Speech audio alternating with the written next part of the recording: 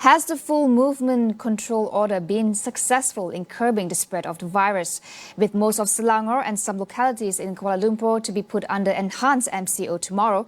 We asked Raja Ahmad Iskandar Faris from Research for Social Advancement if this is the right move.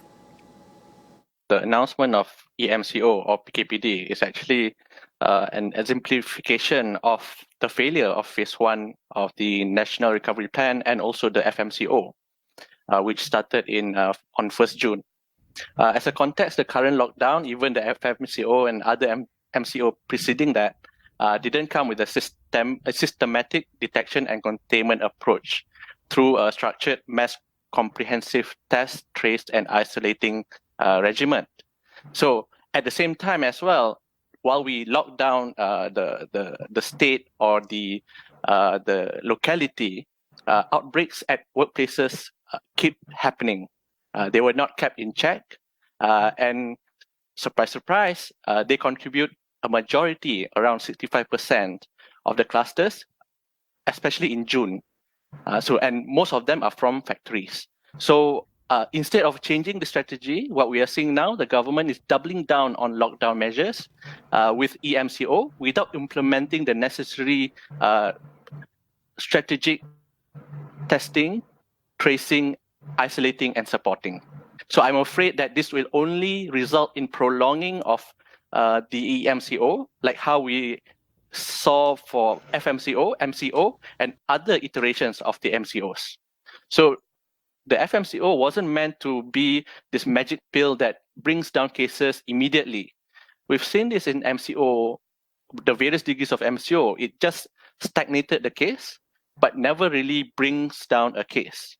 What we are seeing, the slight decrease for the past few weeks, mainly the outcome of lesser testing, which is very dangerous. We don't want cases to go down just because testing goes down.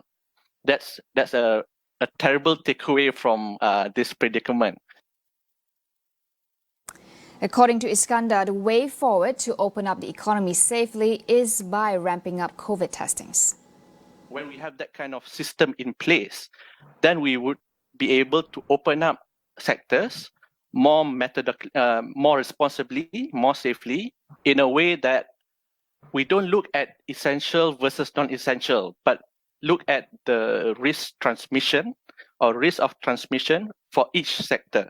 Sector by sector, we have to look at how can this sector, what are the risk factors, how does COVID or the virus is able to transmit within that workplace. From that kind of risk assessment, we can then put in measures to mitigate that risk. A prolonged lockdown, according to Iskandar, would have detrimental impact on society.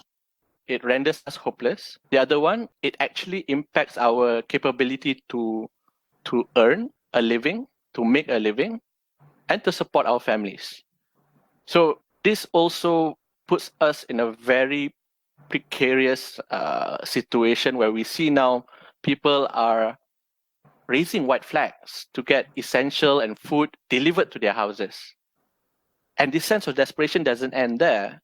Even PDRM reported that an average of almost 3 suicide deaths a day were reported in the first half of 2021.